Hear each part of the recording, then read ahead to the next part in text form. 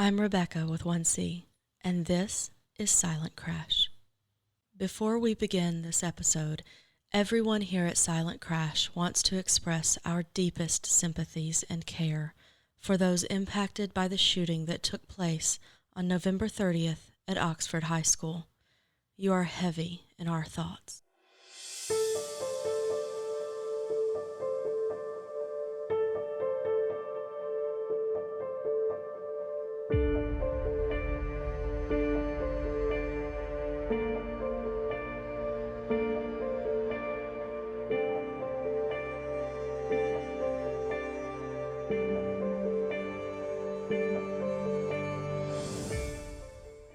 You may have heard about a bill that's being worked on in the Michigan House, which some are excited for.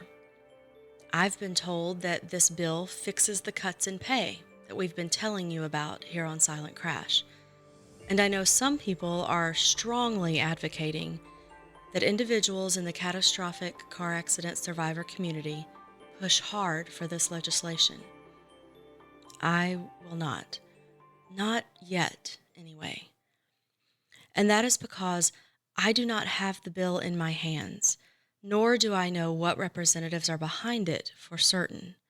And that feels eerily similar to the situation that brought about PA 21 and 22 in the first place. Not reading a bill fully before voting it into law. As a matter of fact, one of the details we're digging into right now is the amendment that was added over on the Senate side, the amendment that contained the language cutting reimbursement rates. You know, the amendment that's responsible for most of the havoc and horror unfolding in Michigan since it went into effect on July 2nd, 2021. See, that amendment got added right at the last minute. No one outside the people responsible for it appear to have been aware of it or have time to read it before a vote was called to pass it. We'll get into that detail more fully in a future episode. Suffice to say for now that until I have a full bill in my hands and an understanding of exactly how it impacts catastrophic car accident survivors, I cannot recommend it to you for support or pushback. Now, moving on. Over the holiday break, Silent Crash picked up several hundred new listeners. If that's you, welcome. Each episode consistently ranks in the top 10% of listened to podcast episodes in the United States in its debut week. Listeners now span 34 states and 17 countries. Remember, we started this show to make people aware of what was going on in Michigan. Since the release of the last full episode, billboards have gone up on Michigan highways, making drivers aware of this show. They were put in place by a company that's just grateful to have someone sharing this information with the general public. Likewise, organizations and associations in the catastrophic car accident community have been emailing their constituencies to let them know that we are digging in and sharing interviews with patients, caregivers, and experts. A YouTube presence launches later this week, complete with a promotional ad campaign, and a TikTok presence, made possible by a law firm's financial support, has just launched too. It's under @Silent Crash Podcast, all one word. Please find it and follow if you're a ticker talker, as I say. And if you're not, well, then text the people in your life who are. Closer to Christmas, we'll bring you that episode I mentioned before that includes a particular patient based in the UP and how the reform is impacting her care. This week, though, I want to begin with a note that catastrophic car accident survivor Troy Hughes wrote to his mom, Teresa. Troy was 19 when his car and a classmate's car collided about a mile from Troy's home. It's unclear who was at fault, but by the time Teresa got to the hospital, Troy was on life support. Troy's dad wanted to turn the life support off. Teresa said no. Today, Troy is 33 years old. He communicates by blinking once for yes and twice for no. He can also write, crudely but legibly, on a whiteboard. Now, until the reform, Troy had been living a pretty good life at Spectrum Continuing Care Homewards North. He lived there full-time with 5 other residential patients. Teresa described it like being in a house with friends. There was always someone around to check on Troy, and they often went on day outings to movies or the park. But Spectrum had to close all 5 of its houses, uprooting 30 patients. It, like 40 other healthcare companies in Michigan so far, could not afford to stay open after the cuts of PA 21 and 22. Troy was forced into a nursing home. Unlike where he had been living for years, this new facility, well, it doesn't have enough staff to be with him all the time, to make sure that his needs and wants are met. There are no day trips. No one even really knows Troy there. When I talked with Teresa, she told me about a note that Troy sent her on Thanksgiving. Now, Troy can't read you this note himself. He can only write. So I've asked my son to read it to you so that you too can hear what Troy had to say to his mom on Thanksgiving. I love you so much. Thank you for coming and for everything else. So happy to see you. No one here talks to me. I'm always in bed and I need a freaking shower. I stink. If I'm in my chair, they tilt me back so I stare at the ceiling. It is what it is. Keep the faith, Mom. Be badass.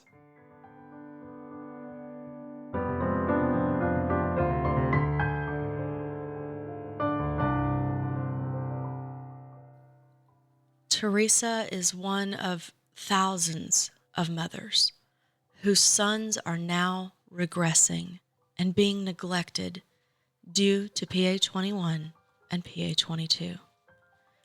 There's another person who can speak to this on a larger scale. I'd like to introduce you to one of the preeminent doctors in Michigan serving catastrophic car accident survivors. My name is Dr. Owen Perlman. I live in Ann Arbor, Michigan, and I'm a physiatrist, a specialist in physical medicine and rehabilitation at St. Joseph Mercy Hospital. Dr. Perlman and I enjoyed a lengthy conversation on a crisp, cold day in Michigan. And tell me about your medical background, your medical education background. How'd you become a doctor? I went to the University of Michigan as an undergraduate, and then I went to the University of Michigan Medical School, and then I did my residency in physical medicine and rehabilitation at the University of Michigan Medical Center. He served as chief resident there and then medical director of the adult inpatient service. He then started a traumatic brain injury outpatient clinic with a neuropsychologist and speech pathologist. And then St. Joseph Mercy Hospital brought him aboard to develop an inpatient rehab program. Under his watch, the program's patient load and footprint grew significantly. And we added a 13,000 square foot therapy pavilion that also had also had an outdoor courtyard where there were different ramps and different types of surfaces that patients could walk on, like gravel and dirt and wooden deck, etc. And in addition, raised gardening. Why was that important to have different surfaces? So that the patients could actually practice real life opportunities. And we added neuropsychology, and we added recreation therapy, etc. We became CARF accredited for our inpatient program, and then we developed what's known as the Joyce Massey Traumatic Brain Injury Outpatient Traumatic Brain Injury Program as well, and then a return to work program, etc. And then subsequently, I became medical director of several post-acute residential traumatic brain injury programs, including Rainbow Rehabilitation Centers focused in Ypsilanti, Michigan, but also now in all of Washtenaw County and Oakland County, Willowbrook Rehabilitation Services right here in Brighton. And at one point, I had been the medical director at Special Tree, and once again, I'm the medical director at Special Tree, as Special Tree and Willowbrook have merged and become Resilier Neuro. So you used a word post-acute, and I Yeah, hear that word a lot when I talk to people. What is post-acute? What well, does that's that a mean? very good question. So, and that post-acute environment can be home. They could go home. They could go home with services provided by their families. They could go home with services provided by a combination of their families and a private agency known as a home health care agency, or they could go home and be solely taken care of by an agency because their care is so complex that they really need around-the-clock nursing and people specialized in all the care that they need. Talk to me about all the care that they need. You mentioned different therapies. What kind of care do some of these patients, especially catastrophic car accident patients, require once they go home from the hospital? Okay, heads up, my listeners with queasy stomachs. Dr. Perlman gets a bit specific with his answer here. Well, an example, let's start with the people that are going home and they need the agency care as opposed to just the family care. Everybody's going to get family care anyway because they're living with their family, and the families are always participating regardless, whether they're official caregivers or not official caregivers. But when there's an agency involved, it's typically because they might have wounds, they might have that need to be managed, and the wounds need to be assessed and dressed, etc. They might have feeding tubes because they can't chew and swallow effectively on their own. So the feeding tube has to be managed, but also the feeding tube supplement has to be prepared to be given through the feeding tube. They might have tracheostomies, which are tubes that are in their neck as opposed to their ability to kind of breathe through their nose or their mouth, and therefore they could be hooked up to oxygen. I have some people at home on ventilators that are cared for by the agencies as well. They could have specialized pumps. Example would be an interthecal baclofen pump when people have severe spasticity, meaning they have high tone and they can become like a pretzel. They can become all contracted up, and so Oh, yeah. these pumps are to give micro doses of baclofen to try to help overcome that, along with the constant stretching that they need as well. They might need frequent turning because they can't move on their own if they're paralyzed. To avoid pressure, they might need catheterizing to empty their bladders. They might need specialized bowel programs, including digital stimulation, which is putting a finger in the rectum in order to stimulate the bowel. They might need to have suppositories placed as well. So there are a variety of reasons that they would need nursing care at home. So this goes far beyond just you're better and you're going home to now rest. Right, and you bring up a very valid point, because I think there's an assumption that a brain injury or a spinal cord injury is an event. It's an event like I broke my wrist and I'm going to put a cast on it, and I know that it's going to be sore initially. The cast is typically going to be on for 6 weeks, and I'll be sore afterwards, and then I'll get some therapy, and I'll get my range of motion back, and I'll get my strength back, and then I'll be fine. But with a spinal cord injury or a traumatic brain injury, it's not a question of putting on a cast. It's not a question of just doing a single operation. It's not a question of just giving medication for a period of time. You can't predict how long symptoms might last, and most often they're going to last really, in some extent, forever. So spinal cord injury and traumatic brain injury are essentially chronic diseases. And when somebody has a spinal cord injury, it's going to impact not only the obvious thing, yeah, gee, that person is paralyzed, but it's also going to be, oh, I didn't realize that person, couldn't empty their bladder on their own. I didn't realize that person couldn't have a bowel movement on their own. I didn't realize that they actually can't feel anything, so they're prone to skin breakdown over bony prominences. Mm-hmm. I didn't realize that they, depending on the level of their spinal cord injury, they might get autonomic hyperreflexia, which is a fancy way of saying if there's a problem, let's say a catheter is blocked or they haven't had a bowel movement for a period of time, or even if they get an ingrown toenail, their blood pressure could shoot through the roof. It could be life-threatening. Wow. And therefore, somebody needs to be monitoring that. If they say they have a headache, then they could be precursor to the fact that they have the autonomic hyperreflexia. We better check their blood pressure. We better find the root cause and turn that around quickly. Obviously, you want to give them medication to bring it down, but at the same time, you want to find the cause for it. Mm-hmm. When people have spinal cord injuries, particularly quadriplegia, meaning that they're weak in their arms and their legs, then as time goes on in their lives, they're prone to cardiovascular problems, to heart problems and lung problems. And so they need that to be checked throughout their lifetime as well. They may have this spasticity that I talked about earlier. If you are like me and have no experience with surviving and recovering from a catastrophic car accident, everything Dr. Perlman just said can feel overwhelming. I had never given thought to the minutiae involved in just keeping a patient alive after the hospital stay is over, much less restoring the person to engagement with life. It requires a network of people, medicine, and equipment that are available for the long term.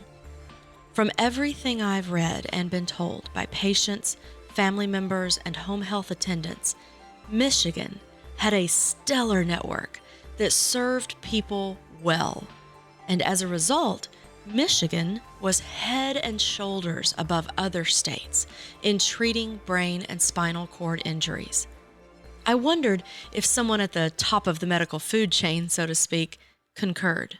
So I've been told, because of the program that you had here until recently, the auto no fault program, this state was a place of great understanding and knowledge and advancement in treating brain injuries. Did you experience that in your practice? There's no question about it. So several very positive things occurred as a result of it. From the public standpoint, the most positive thing that occurred from it was because we had the previous auto no-fault law that enabled us to really learn a lot more about these diseases of traumatic brain injury and spinal cord injury. We were able to up our game. And we have per capita one of the highest numbers in America of level 1 and level 2 trauma programs. And so when somebody comes to the hospital, whether it's in the emergency department or in the surgery or ICU or in the rehab unit, whether they came in because they were in a car accident, a work accident, they fell off a ladder, etc., they've sustained a traumatic brain injury, they all have access to that same level of care. So everybody benefited from that. And then the same thing with specialized programs. There are specialized programs like Walk the Line for spinal cord injury recovery in this state, or the Recovery Project. And instead of going to physical therapy where the therapist might treat you for 40 minutes and try to do a good job, these programs are set up with people that are specially trained in these types of neurologic conditions. And under those circumstances, they can work with people literally for several hours at a time. And obviously have a second person with them, because spinal cord injured patients, many of them are unable to sit up unassisted and need somebody behind them, or to help them if they're really going to start doing standing. And then there's a lot of new equipment out there, such things as known as the light gate. So the light gate can be a harness that they slide into, and that offloads some of the weight that they have to do. So instead of walking with all your weight, we can say, let's try them at 50% of their weight and see if they can handle that. But they're also suspended from this light gate machine while they're walking, so if they lose their balance, they're not going to fall over. And this was all possible because you had longevity, a long approach to treating the patient. It wasn't just, as you said, well, we're going to do 40 minutes of therapy for 6 weeks and that's all we can do, like it is in some other places. Here in Michigan, if it took years, it took years. If it took a year, if it took 10 years, as long as there could be a program for however long the patient needed because it was financially covered. Is that what I'm understanding? That is true, and there's two parts to that. So there is one part where, indeed, people were going because they were still progressing in their therapy, and they were also maybe learning to use different types of equipment that came out through the years, like exoskeletons that weren't available previously, or because they finally had a pump placed, and as a result of the pump being placed, they didn't have to use their available strength to overcome the spasticity that they had. With the spasticity controlled, their available strength was available. And so that enabled them to be able to do such things as walking that they never could do before. Wow. But the other part of it is, without the ongoing therapy, people would essentially go backwards because they would become tighter, they would have decreased range of motion, they would become contracted, they would develop skin problems, etc. So the access to therapy was often a preventive uh, Mm, you I know, understand. input as well. Are you seeing now that the law has changed and a lot of this care has been impacted, which we'll get into more in a minute, but are you seeing some of your patients regress? There's no question about it. And because some insurance companies, for whatever reason, it's not clear what the reason is, but for whatever reason, have decided to not reimburse uh, physical therapy or massage therapy, where the massage therapists were stretching people out, or the fitness trainers who were trying to keep people strong to avoid problems. So we're impacting quality of life at this point. We are. And it's not just that they're not going to progress, it's that they are actively regressing They're because they active, don't have access to care. right. And another reason that they don't have access to care is because many of the transportation companies did not receive reimbursement since July 1st and could not remain in business. I've lost count, but at one point there were at least 21 transportation companies that had gone out of business. That would take the patients from their home where they had been discharged to the rehab facility for the appointment and then back home. Or to from residential programs as well, to doctor's appointments and to therapy appointments as well. So talk to me about your practice, how you treated patients and what your days looked like before auto no-fall reform. So I treat patients in a variety of ways. So in the mornings, I would round on the inpatient rehabilitation unit at St. Joseph Mercy Hospital. And I would see on the rehab unit, not only would I see people with traumatic brain injuries and spinal cord injuries, but I would see patients with strokes and other conditions as well.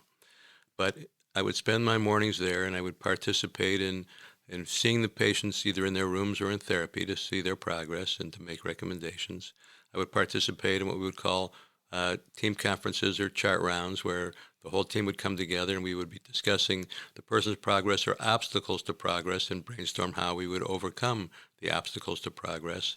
And then we would do, of course, a lot of planning for the post-acute side, getting them ready to be discharged, making sure that if it was a catastrophic injury, did they have a case manager who would be able to facilitate our plan subsequently? Did they need a guardian? It's important to recognize that a person has a safe discharge. And a safe discharge can also include such things as, are they going to be going home with people that are going to be overprotective or underprotective or appropriately protective? So the people that are underprotected, well, they might send them home to smoke, they might send them home to drink, they might send them home to use drugs. It's not going to work for these people, Are they really going to provide supervision or not provide supervision? The overprotective are they going to let people actually make the gains that they really need to make to become as independent as possible, or are they going to either not let them try things, or are they going to do too much for them so that they can't learn how to do it for themselves? So that becomes the issue.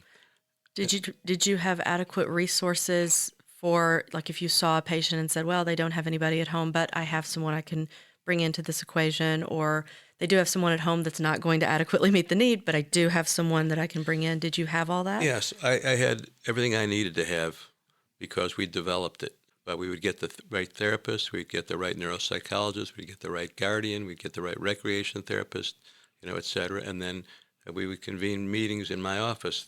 Everybody would come, and we would take care of these things for everybody. So from your perspective as a doctor, treating well over 1,000 patients, or overseeing the care of well over 1,000 patients, the system worked. Is that right? The system worked very well. We'll be right back.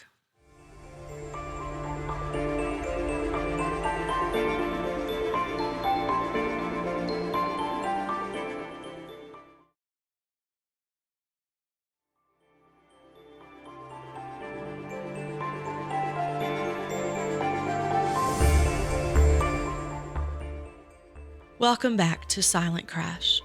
I'm talking with Dr. Owen Perlman, a member of the National Board of the Brain Injury Association of America and Michigan-based doctor, serving brain and spinal cord injury patients. When we paused, Dr. Perlman was just about to explain more precisely what post-acute care means. That's important because post-acute care has been the hardest hit by PA 21 and PA 22. Where did it come from? Well, everybody knows where hospitals came from. Mm-hmm. Okay, so hospitals came, and they are a big part of the community. I'm going to take a step back and say everybody knows where insurance companies came from. Mm-hmm. Insurance companies were meant to protect us from risk and also to manage their own risk so that they could make a profit. Mm-hmm. And so insurance companies typically are in a position to make a profit of anywhere from 18% to 22% per year. It's a nice profit margin. Yeah, but it enables them to do what they do, and anybody that watches TV knows Jake from State Farm and knows Flo from Progressive, etc. Yeah. But what they may not take the time to think about is the fact that Jake and Flo and those commercials all have to be paid for, and they come out of subscriber fees because that's how insurance companies make their money. We pay our premiums to the insurance company. Mm-hmm. Okay. Hospitals, on the other hand, particularly in Michigan, the very best hospital system might make 4%, and most hospitals don't really make money, and many hospitals lose money. And you have to keep in mind that hospitals have to treat all patients that come in, whether they have insurance or not, Mm-hmm. or whether they have Medicaid, where it doesn't really meet the reimbursement doesn't meet the cost of the services. Mm-hmm. And when you walk through a hospital, if you see a wing or a pavilion or a center, it's named after somebody, a philanthropist who donated that. And if you walk down the hall in a hospital, almost every room will be endowed by somebody. So hospitals, yes, they make money on the charges that they have and the reimbursement that they get, but it's not sufficient, obviously. The hospitals couldn't stay in business without the largesse of the community benefactors and the philanthropists who were gracious enough and generous enough to donate money. So that's why they have the big balls and fundraisers and the pledge drives and all of that. They have to have that to keep their doors open. It's the only possible way. Okay. Only possible way. And you notice that there might be a State Farm Stadium and that Allstate might sponsor the Sugar Bowl or the college football playoff, et cetera. Mm-hmm. You don't see Beaumont Hospital having a stadium. Right, You know? right. Okay, you see the difference there automatically. Mm-hmm. When you get to the post-acute network, the post-acute network was driven by essentially, I'll say, private citizens, by family members who recognized early on that, gee, my family member doesn't have anywhere to go. So they started the programs that I mentioned earlier, Rainbow, Special Tree, et cetera, were all started by families. Almost every program in Michigan, maybe now there's a couple of national companies in there, but really they're all started by private citizens, by family members, with no federal funding, no state funding, no municipal funding, and no philanthropy. In that sense, there's no big balls for those people, Mm-hmm. like you brought up. So they only get by on what they can charge and get reimbursed. And if they can't get reimbursed, which I know we'll discuss later, they don't exist. So you've told us about what your practice looked like before the reform. Are you still able to practice in that manner, or have you had to adjust and look at other things since the reform passed? My practice has changed dramatically. How? Well, in two ways. One, because I'm spending a lot of time attempting to work with people to try to get things changed, whether it's the legislature or the governor. I've met with the governor on September 7th. She graciously assigned a policy director, Mark Raymond, to work with me. And in my first meeting with Mark Raymond on September 29th, he brought Karen Geiger from DIFS with him and asked if it was all right if she was there. And I said it was fabulous that she was there. Gave me an opportunity to review the concerns that were going on. And then soon after that, DIFS, which is the Department of Insurance and Financial Services, the director is Anita Fox. It's an appointed position by the governor. And they work with insurance companies to be certain that insurance companies are following through with what's expected of them to do. So they're an oversight group, like a watchdog group? They're a watchdog group, but they're not a group that approves rates. So for insurance. So the insurance companies determine their own rates. The DIFS does not say, okay, that's not in the public's interest for you to charge that much or this or that, or gee, you're not covering as many people. So in other words, when we have water and we have electricity, et cetera, then Detroit Edison pretty much has to show that they can serve all the clients, but they're not going to cut some of them out. Mm-hmm. And when we have water, again, the water people have to do the Mm-hmm. same thing. When we have auto insurance, even though it's mandatory to have auto insurance, we had many people that could not afford it, and there wasn't an oversight group that would say, then what are you going to do, Mr. Insurance Company, to make it affordable for these people? So there's no regulation of rate? There's no rate regulation. Wow. Correct. And so it's a tricky phenomenon because of the fact that in many communities we have a large number of people living below the poverty level. We have a large number of people that are unemployed or underemployed and would not be in a position to afford it under any circumstance. And we do not have a robust mass transit system for example, in southeastern Michigan, let alone in any of the other communities in this state, because the motor city. So that's always been the concept that everybody should have their own vehicle, whether they could afford their own vehicle or their own vehicle's insurance or not. So just to make sure I understand, DIFs can issue opinions and guidance, but it doesn't really have any legal teeth to enforce any form of regulation. It just issues ideas and guidance with the hope that the insurance companies will abide by it. Well, I'm not the lawyer, so Yeah. so I'll say that they can definitely issue opinions or interpretations. You're correct, but the laws are made by the legislature or changed by the judicial branch, by the courts, Okay, based so on specific cases that come out. okay, so you met with the governor. The governor then assigned someone from her staff to work with you on this. That person brought diffs into the conversation, and you been working with that governor, Representative Mark? Mark, what's Mark's last name? Raymond, Rehmann. Have you been working with Mr. Raymond and diffs to try to, I don't know, make it well, one of the things that we keep hearing from people is how confusing the implementation of the reform is. Nobody really knows what's going on. And that's one of the reasons that I met with the governor, because Okay. of that, because of the fact that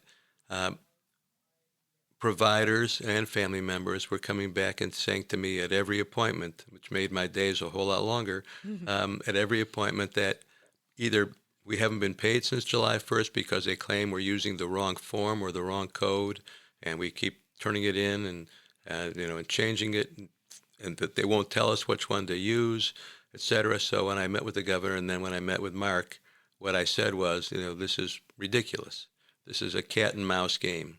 I explained to them when what was known as ICD-10 was implemented. That's a diagnostic codes that are used by providers and hospitals for billing for Medicare. So the codes are the diagnosis: traumatic brain injury, gallbladder problems, et cetera, et cetera. So everything has a number. Everything is a number or a letters, but the code. Okay. Okay, and then every procedure has a CPT-4 code, because that's a clinical procedure. Okay, so Okay. that's how Okay. it works. Okay, for that diagnosis, then you get procedures, and then you bill under the procedure, and then Okay. there's different forms that Medicare wants you to use, et cetera.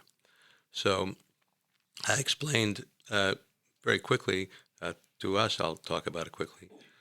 That when ICD-10 was being implemented, ICD-9 was the old codes. That started in 2009, and then Medicare, who was responsible for it, got involved with the stakeholders, the hospital systems, the medical specialties, et cetera, because every medical specialty has their own group of codes, et cetera, and they made sure that there was ultimately agreement about that. People were comfortable with the codes. Okay. And then they had to roll that out to, first they worked with the leaders of the stakeholders, but then they had to roll it out to all the physicians, all the hospitals, all the billers, all the coders, et cetera, had to learn how to do this. They brought trainers in to the hospitals. We went to sessions to learn how to do all this stuff.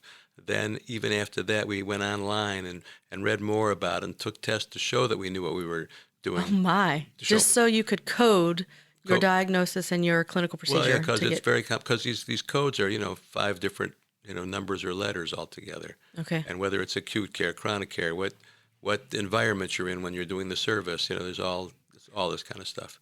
So it started in 2009. The preparation for it, the implementation was in October 2015.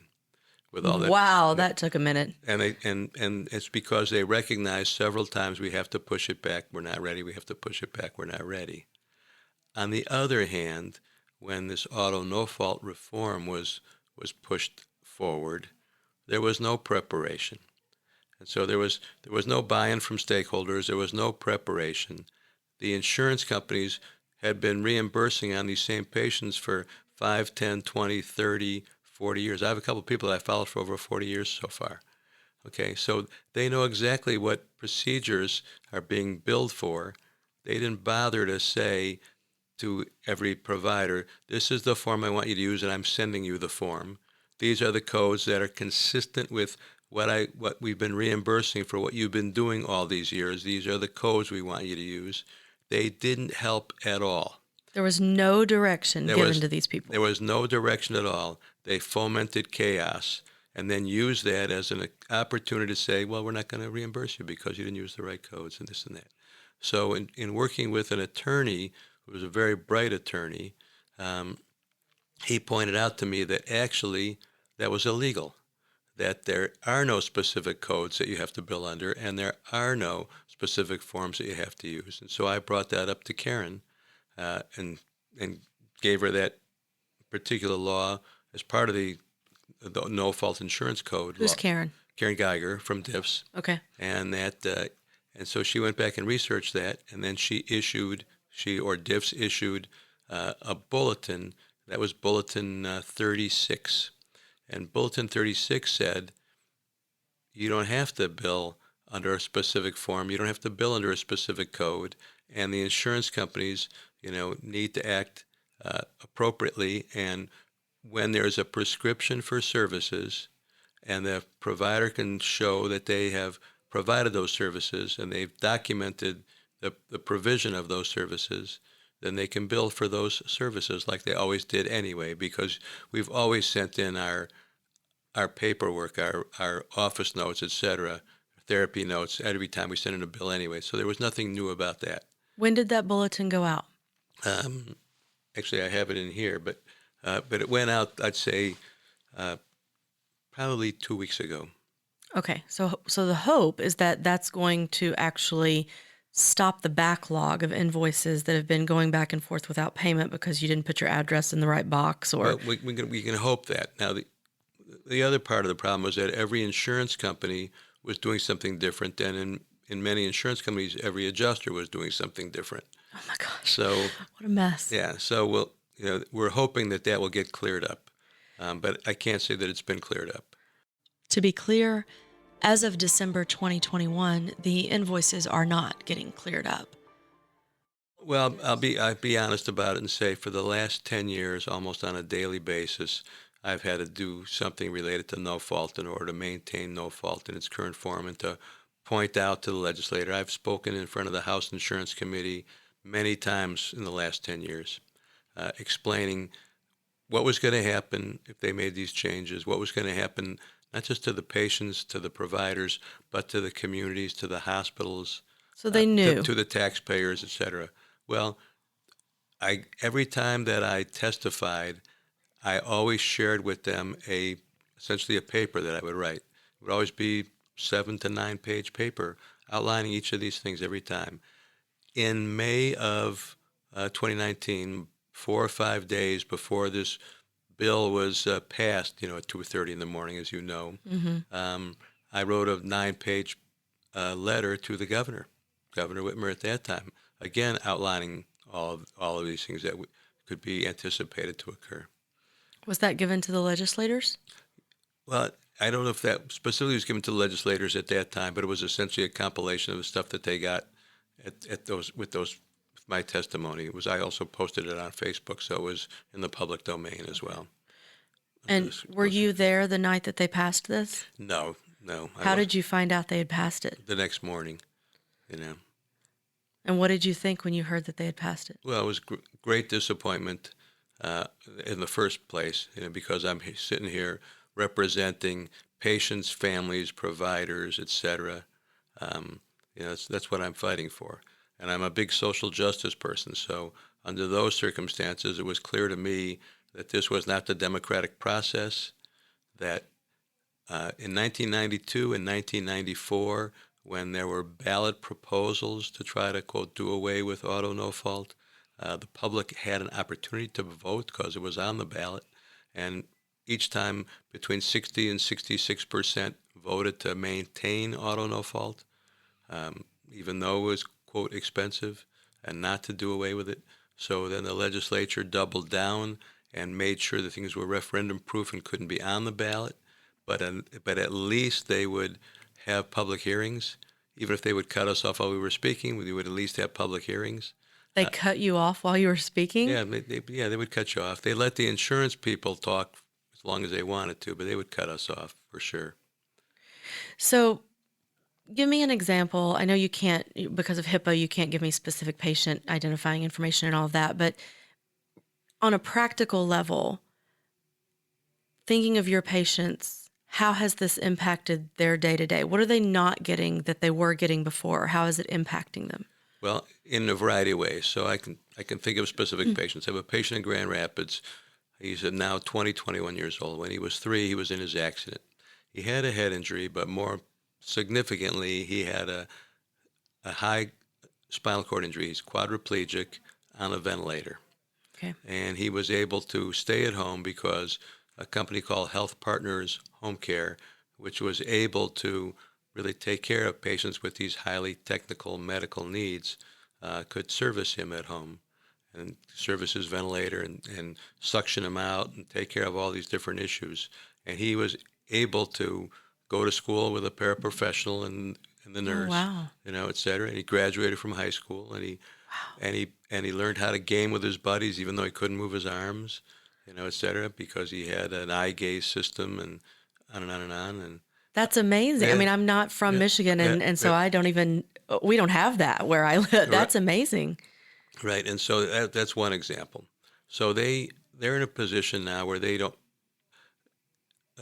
Health Partners Home Care was the first home care agency that went out of business, and so From the cuts? from the cuts, because they knew that they couldn't maintain it. So instead of, whereas some companies have made an attempt to continue on, that company, their attorneys and their accountants said, this is not practical, and Wow. you need to close. These other companies that have stayed open, and I know you're going to be speaking to an owner of a company, those companies stayed open because they're using their own retirement funds. I'm learning that. Yeah, using their own retirement funds to pay salaries of their employees. They've laid off a lot of their office staff. They're having their frontline staff who treat the patients try to stay on. They're going and treating patients themselves to try to keep their companies going. They're using their own retirement funds to keep this going, or they're taking out extended lines of credit or remortgaging their houses, et cetera. And if things don't get turned around, they're going to be like the people that were underwater with their mortgages in 2008. Yeah, I'm hearing exactly all of that from them. That's exactly what's happening. Or some of the larger residential programs that have a series of group homes are in a position that they're moving some patients out and they're selling the group homes because they can't extend their lines of credit anymore, and they're going to raise money by selling the real estate from those homes, again to try to keep going. Wow. because they're dedicated to their patients. That is chaos. Yeah, and then I have people that, because of the family provided attendant care, and the family members were able to, by having the family members working throughout the week, they were able to make enough money.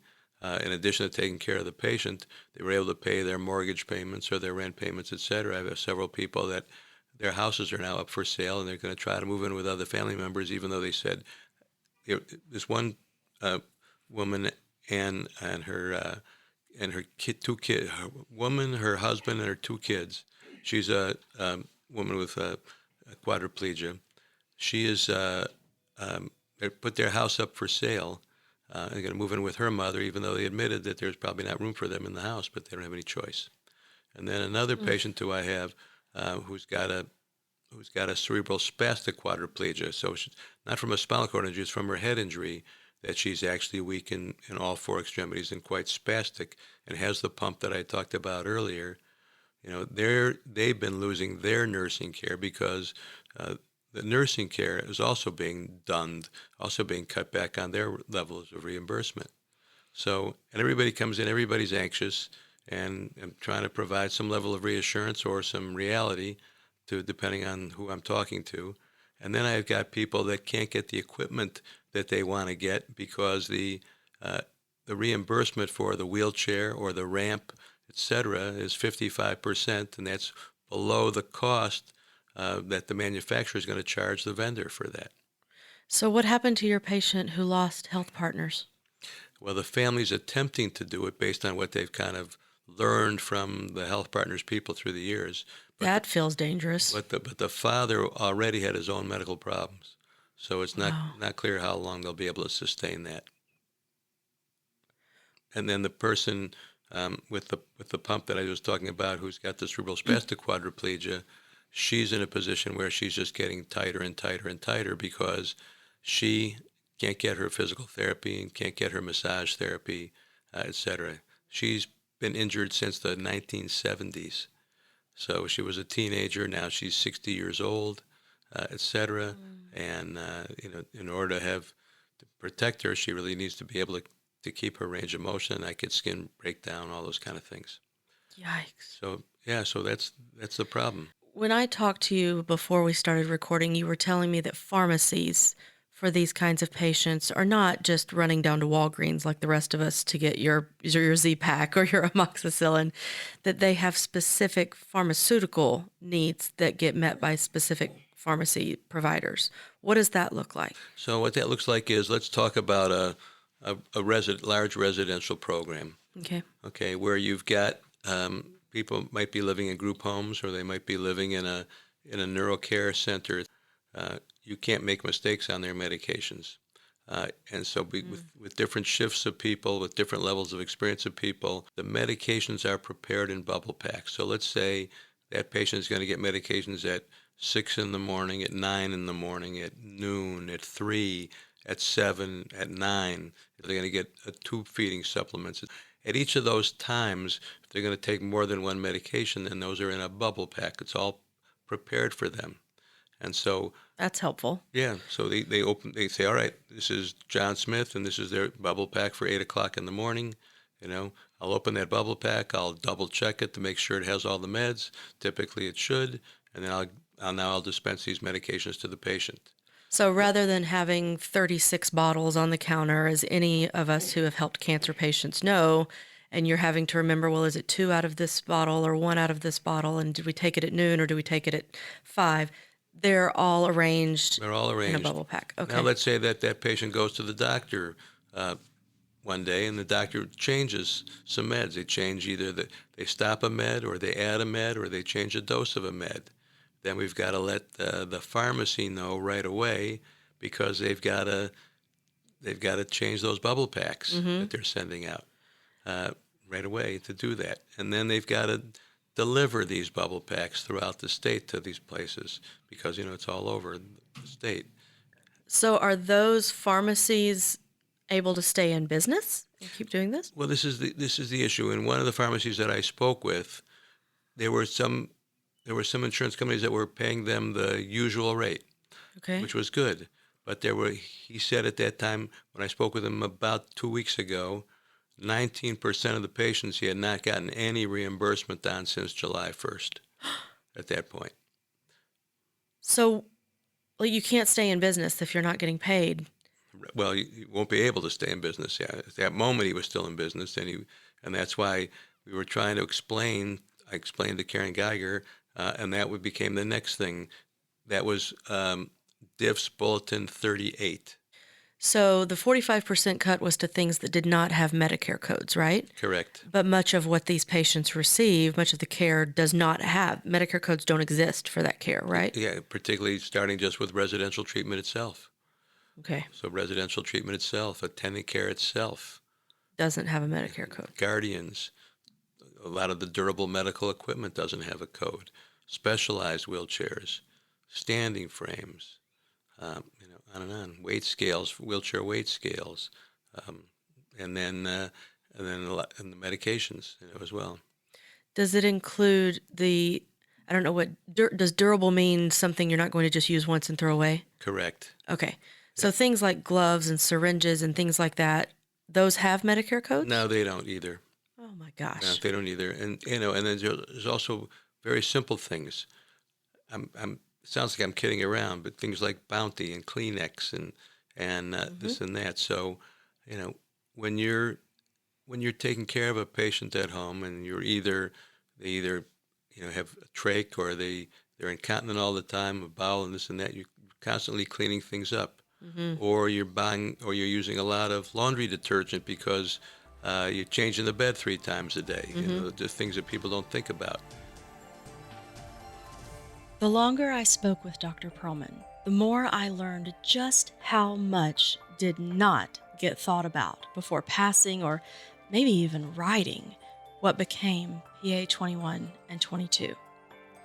In our next episode, I'll share the rest of my lengthy conversation with Dr. Perlman.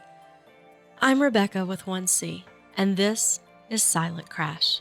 On behalf of the 18,000 catastrophic car accident survivors, their families, their friends, their caregivers, thank you for listening.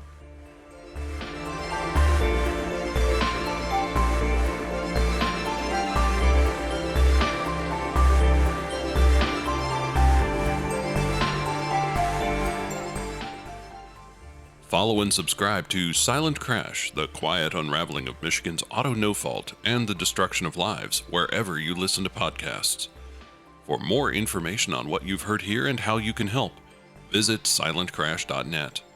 Silent Crash is a production of the 1C Story Network. The show is written by Rebecca Seitz and produced by her and Rebecca Bond Tucker. Post-production services by Zischer LLC. This show is supported by the generous donations of concerned individuals via the Silent Crash GoFundMe effort. Learn more about the 1C Story Network at just1c.com. That's JUSTONEC.com.